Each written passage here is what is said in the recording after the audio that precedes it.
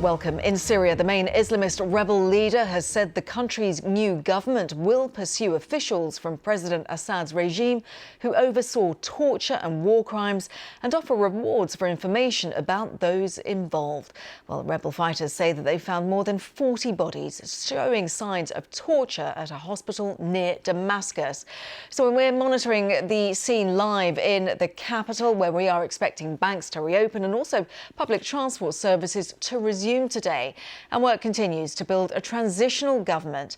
The rebel leader Mohammed al-Jolani has named an interim prime minister and also a small cabinet so that public services can resume. Arunda Iyengar begins our coverage. Scenes of joy as Syrians pour into the capital Damascus for a second day. Women, children and families joined with rebel soldiers to celebrate freedom from the regime of former President Bashar al-Assad. Syrian communities around the world are celebrating. These were the ecstatic crowds in London. Look at all these people, how happy they are. Now we should be able to go back home, see our families, visit the graves of our loved ones which were murdered by Assad and his gang. Back in Damascus, stories of horror are not hard to find. This man is 45. He has no teeth. He says Bashar al-Assad soldiers broke them because he belonged to a rebel militia. They also cut off parts of his tongue and gave him mice to eat in prison. The Zednaya prison has become a symbol of the atrocities committed by Syria's former government. Desperate relatives have been heading there, seeking loved ones, some of whom disappeared years ago. Thousands of opposition supporters are believed to have been tortured and killed here. Just days ago, rebels freed thousands of prisoners here.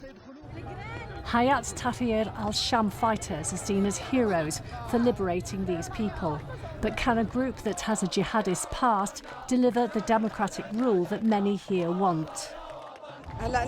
This woman says they are from our country. They are not Islamic State. We are not afraid of them. Syria's stability depends for now on the man wearing military clothing, Mohammed al-Jolani, the leader of Hayat Tahrir al-Sham. Here he was meeting the interim prime minister to discuss the way forward. He succeeded in uniting rebel groups and capturing the whole country in under 2 weeks. He said rewards will be given for information on Assad officials involved in war crimes. Meanwhile, these Syrian refugees in Turkey are facing the dilemma of whether to return home to Syria. Like Germany, like France and like other countries, we have paused asylum decisions on cases from Syria while the Home Office reviews and monitors the current situation. What will Syrian refugees return to, and how can those living in the country deal with the demons of its past? Aruna Iyengar, BBC News. Let's pick up on some of those questions in Aruna's report there with Nicholas Hopton, former British ambassador to Iran between 2016 and 2018. Now, so you're the Director General of the Middle East Association. And of course, you were previously ambassador also to Qatar, Yemen, Libya. So you know this region so very, very well. When it comes to the Assad regime, we're seeing proof of how brutal it was. Is it accurate to describe the regime as something like a mafia film, like something like The Godfather? Good morning, Cassia.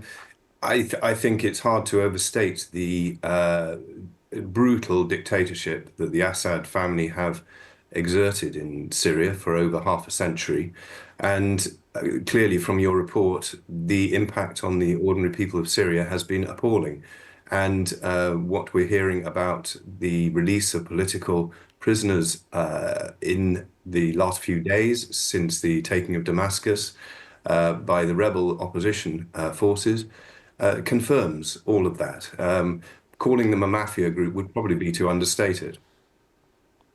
Understated. We get the impression there that you agree then that it was just such a terribly difficult time for the people of of this country. But just going forward now, what happens next? What's your understanding? Because, of course, Assad was a supporter of the Palestinians. He was a supporter of Hezbollah. Did he have a stabilising effect in this region, whether it was to the detriment of the Syrian people?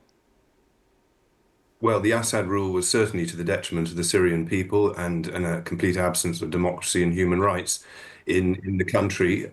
I think there was a degree of stability brought by having a dictator who had control over a large part of the country with strong support from foreign allies such as Russia and Iran. And I think what we're seeing now is a very fluid situation where the rebel forces are trying to stabilize and take control in the territory in Damascus that they've taken. But also we're seeing reports of other developments, such as Israel taking territory in the south to secure their own borders. So it's a very fluid situation. What Iran and Russia decide to do next is also, of course, of great importance.